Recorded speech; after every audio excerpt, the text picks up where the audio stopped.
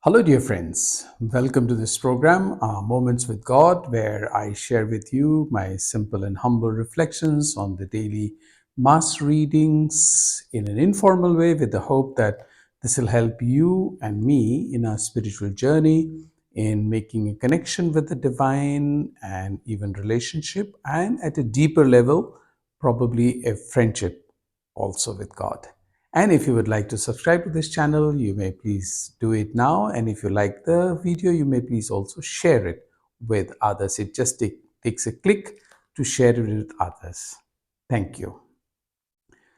Last Monday, if you remember, we had the feast of Mary Magdalena. And this Monday, today, we are celebrating the feast of Saint Martha. And if you remember, last week I had mentioned that there are various opinions as to who really Mary Magdalene was. And one of the opinion was that she is also the sister of Martha. But we are not very sure because there are various versions of that. However, what we are very sure about is the feast of Saint Martha. That Martha is the sister of Lazarus and Mary, and they were friends of Jesus, all the three. And her brother Lazarus was sick, and they had sent a message to Jesus that if your friend Lazarus is sick, my brother is sick, and if you could come and see him. But Jesus delayed his coming and visiting them. Jesus had his own reasons, and as we know, he wanted to show something more important to the people around and to raise their faith in the resurrection of the Lord. Anyway, here Lazarus was already dead, and the gospel today tells us that when Jesus came, Martha went out to meet him. Mary stayed back at home. Mary, who was later on sitting at the feet of Jesus and listening to his words. But Martha, who was always doing things, she went out to meet Jesus and she was weeping. And she told Jesus, "If you were Lord, if you had been here, my brother would not have died. But even now I know that whatever you ask of God, God will give you." She had this trust in Jesus that whatever Jesus asks of God, God will give him. Jesus said to her, "Your brother will rise." Martha said to him, "I know he will rise in the resurrection of the last day."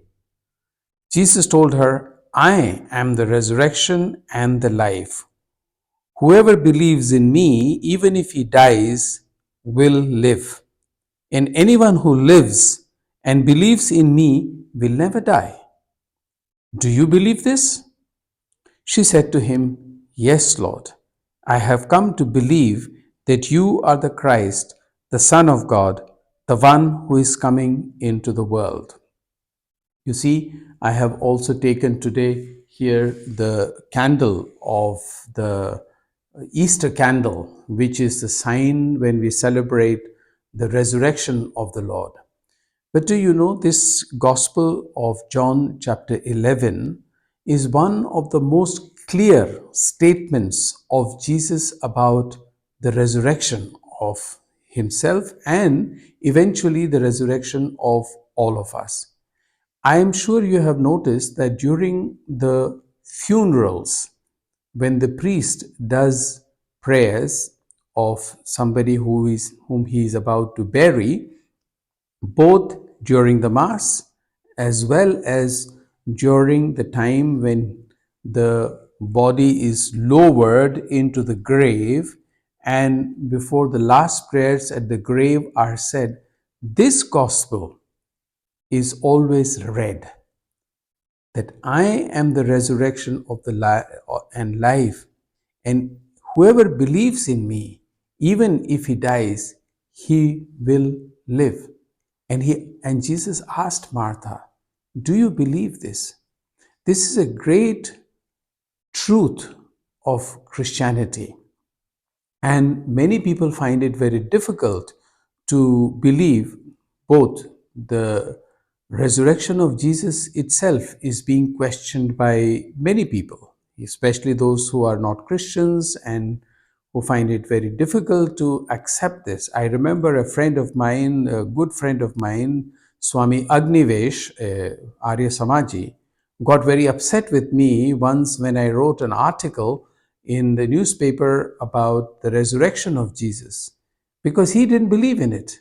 And we don't expect everybody to believe in it. And that's why Jesus makes Martha accept or he asks her very clearly, I am the resurrection and the life. Whoever believes in me, even if he dies, he will live. This is a very deep and profound statement about not only our earthly life, but what is going to happen to us after we have been buried in the grave.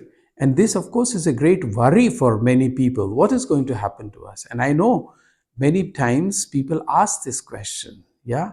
I remember when my eldest brother died, and it was the third day in Bangalore. I arrived from Austria, and after the Mass, when we came back home, my sister-in-law asked me, Dominic, where is he now? We have buried him in the grave, but where is he now? What's happened to his soul? Or that was a very deep question. You see, it happens only when your own near and dear one passes away, or when you think about your own death in future, then these questions come up in our mind. What is going to happen to me? And that's why Jesus makes it very clear, and Martha accepts this. Even whoever believes in me, even when he dies, he will live. And whoever believes in me will never die. What a beautiful and profound statement, not just a statement, actually, a profound truth about what is going to happen to me. And this gives us the wonderful hope that what we are doing on earth is not just living a simple physical life with material things, but there is a life hereafter. That how we live our life now, that will affect how we will live in future, in the end. And that's where also I just would like to mention further that this Martha, who was very busy with many things, and her sister Mary, when Jesus was at their home, she was listening, sitting at the feet of Jesus and listening to Jesus. And when Martha complained to Jesus, you have left everything, she has left everything to me, and you are not saying anything to her. Then Jesus told her, Martha, Martha, you are busy with too many things.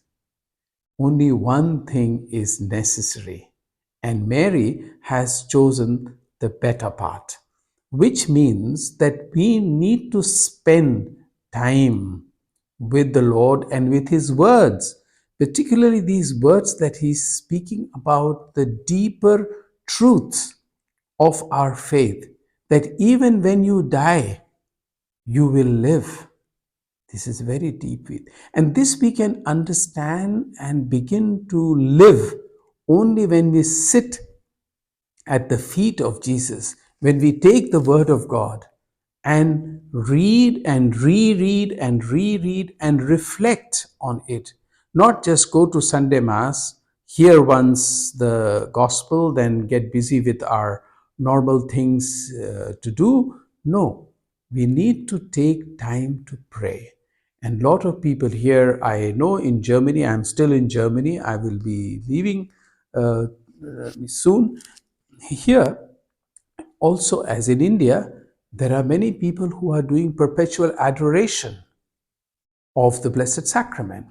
And there they find time to reflect on the deeper truths of even if we die, we will live. And what a wonderful message that is for all of us. And if you would like to subscribe to this channel, you may please do it now. I wish you all the very best.